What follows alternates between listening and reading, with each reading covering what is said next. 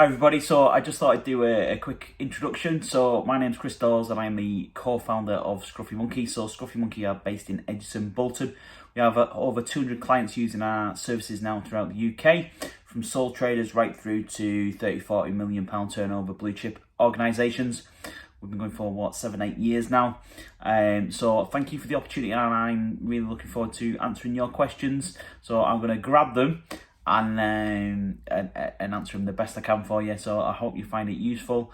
I'll be very real and honest about what I've learned in the 7 or 8 years I've been doing this, and hope my answers help. Right, so question one: why the name Scruffy Monkey and the orange colour scheme? Right, well, Scruffy Monkey came about. It's a crazy thing for you. For your younger generations to think about. But if we were to rewind about 20 years ago, and well before I started this business, emails were something that was relatively new. And when I met my girlfriend, she had a domain name called Scruffy Monkey. And the story behind it is her and my brother-in-law attempted to start a web design business, and it never got off. Digital was something new at the time, and it never really got off the ground. And I needed an email address, so she gave me the chris@scruffymonkey.co.uk. And what I remember happening was, when I'd be handing over my email address for whatever purpose, people would be recognising it and go, "Oh, that's a funny name," and it'd be memorable in their head. So when my time came to create the business, I knew I needed something memorable and something to stay in people's head as a brand. So I knew straight away, hey guys, you know that web biz that you never really kicked off and got going? You've got a great name, can I have it? And I took it, and I can honestly say the name Scruffy Monkey and the brand has been one of the best decisions I've made in my 7-8 years. It's really created the impression that I wanted to give, and it created a really, really strong brand that people connect and associate with. And the orange colour scheme was given to me, so I actually had a branding company. My first paid thing that I bought when I created Scruffy Monkey was a branding pack.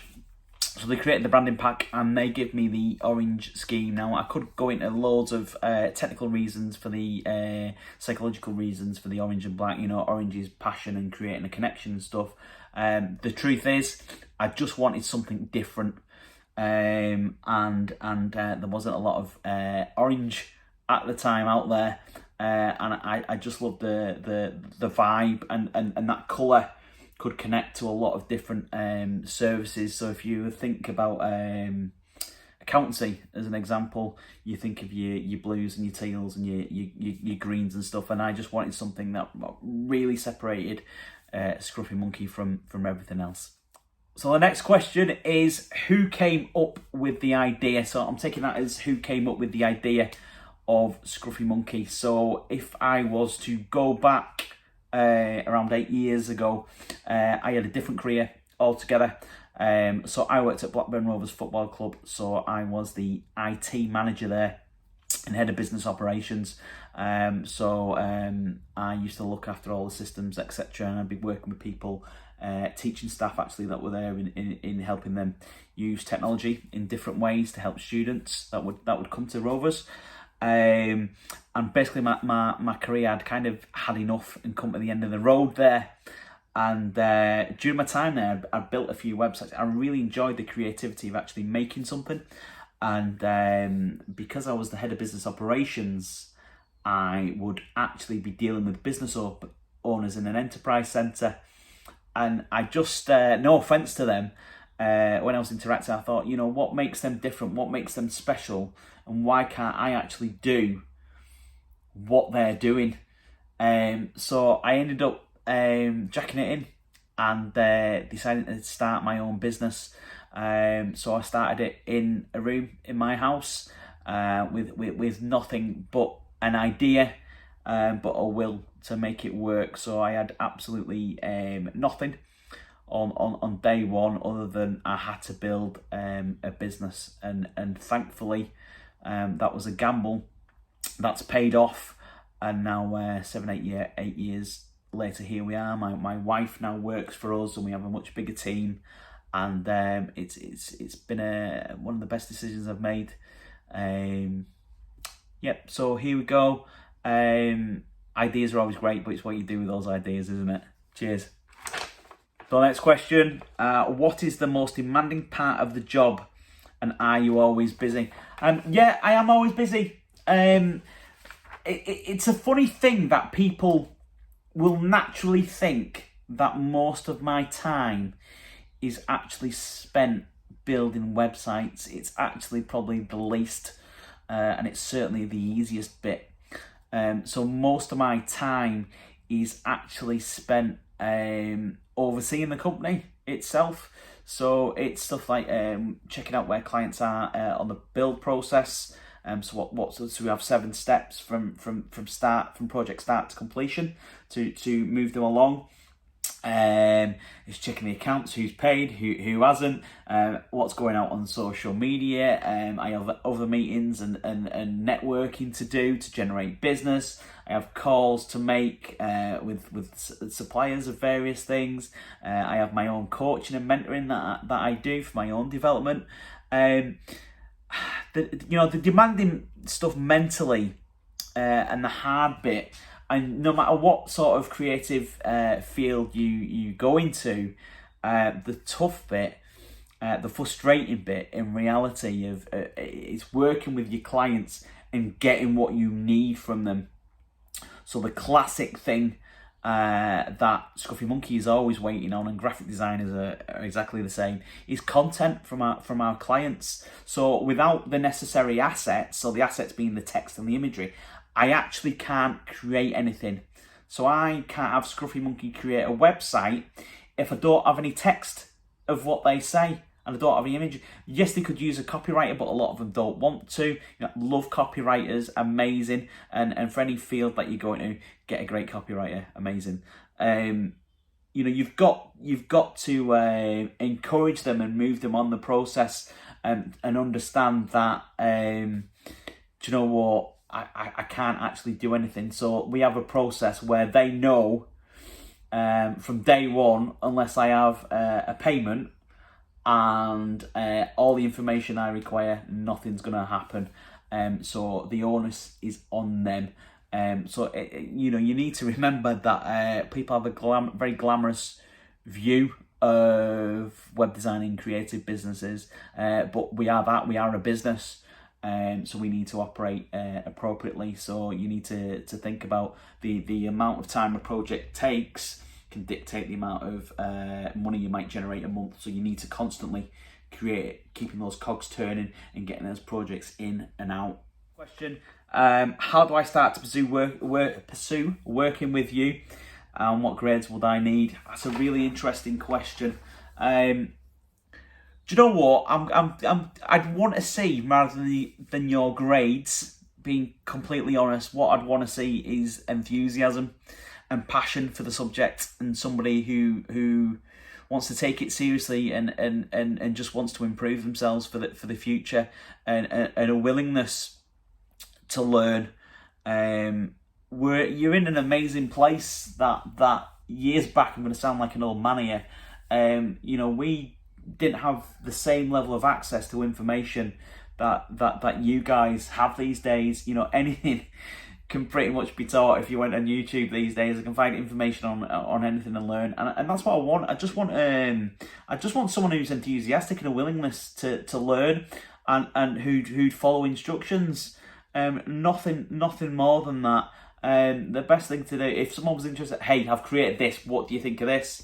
If somebody wanted to work with us was to present a client and said, this is the type of work that I've done, this is my portfolio work, it's proof that they've got the skills by just showing what they've made, and that would be the real way to impress me personally, rather than if I was sent a CV. Next question: what software do you use, and what kind of work is involved? We use a wide range of software. So our number one open source software that we use for building our websites is WordPress. If you want to get ahead in web design, learn WordPress and everything about it. 20% of the web is WordPress. So WordPress is a content management system for building sites. You've got massive companies that you might not know of that is built on WordPress. Sony, CNN, loads of others is built on WordPress. We use WordPress because of its versatility. I can build anything on it, from what we'd call basic brochure websites right through to e-commerce, membership. You can create anything you want from it, and it's solid as a rock.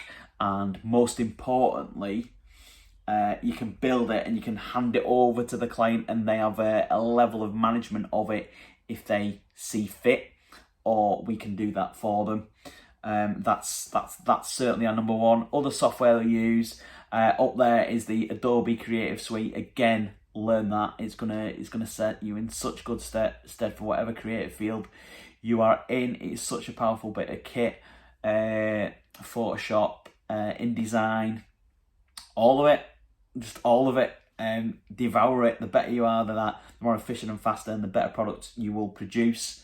Other stuff we use now. What's really interesting, I use my mobile for loads of stuff. Like my iPad for stuff that I've never used. So here I'm recording on my iPhone.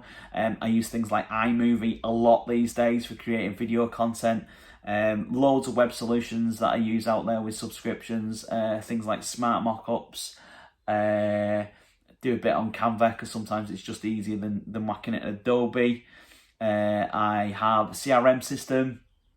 What else do I have then? Just basic mail tools that you'd expect, and nothing other major than that. We use a lot of document transfer tools for getting stuff to and from clients. You just need to have. You certainly need to have a good level of competency. And using a computer, otherwise you're going to be really, really challenged. Next up, what are the best qualities of graphic design? Love that. Something that's really underestimated is the power of simplicity. So what tends to happen is we'll get all our assets and we try and load it on, just whack it all on. Actually, the real power and the confidence of selling something is actually peeling it back and looking at how can I actually present this in a simpler way. So it might be, do you know what, I can actually do that with less copy. I can create a visual to represent that. And graphic design should be have a level of absolute consistency with font choice, branding. So any document of ours, anybody should be able to pick it up, even if our logo's on it or not. It always would be, but they should know that's a Scruffy Monkey document, because our font will always be Helvetica New Light. We've got the same orange, the same black. And the tone of voice, everything has to be consistency. So once you combine consistency with simplicity, you're on a winner. What is your inspiration when creating your work?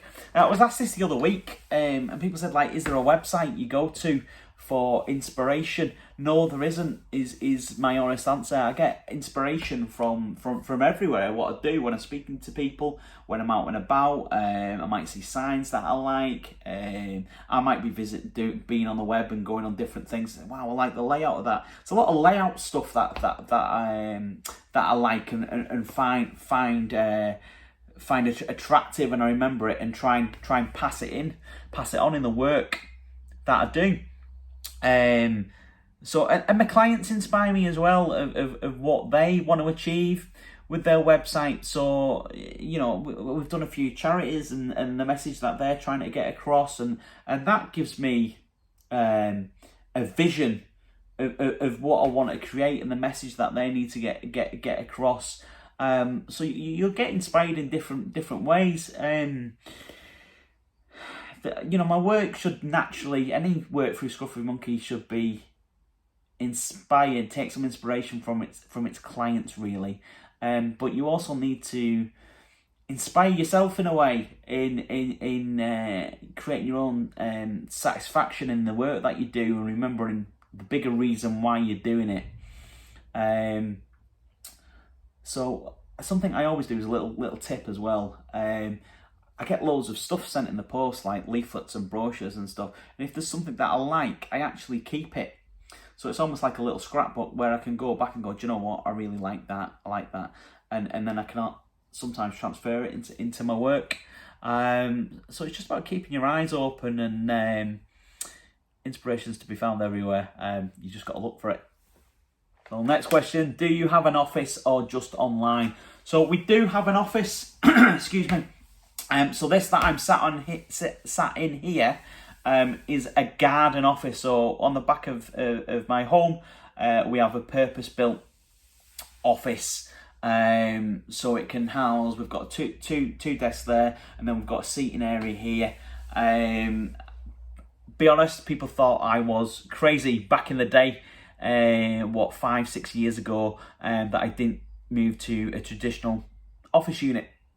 Because that's what people think how business is done, certainly back then, and that was honestly incorrect. I would never change the way I operate now. So with the field of work that I'm in, ultimately all I need is an internet connection to be able to do my job, and I'm very lucky to have the versatility of being able to do it in my house. I could be anywhere in the world, anywhere, and I can do the job. I think it's a really important thing, particularly with the pandemic, to think about how things are actually going to change. How we've been operating at Scruffy Monkey is the new norm. Certain things aren't going back, in my opinion. Being in an office 9 to 5 makes no sense. Whatsoever. It's an inefficient use of time. I can do stuff far quicker at home. So a lot of my meetings now are on Zoom, and they will remain on Zoom to cut down travel time and be that little bit more efficient use of our time. So yeah, it is all online, and I'm sure as you get more involved in your businesses in the future, that will more and more be online. So next question, what kind of websites do you work on? So it is a huge raft of types of websites. So if we were to go back to one end of the scale, it's what we'd call as shop window brochure websites, or small 5-page websites for those smaller clients. So perhaps a startup, a sole trader, someone just wanting to get a foot on the web, so that's, they're just starting the biz.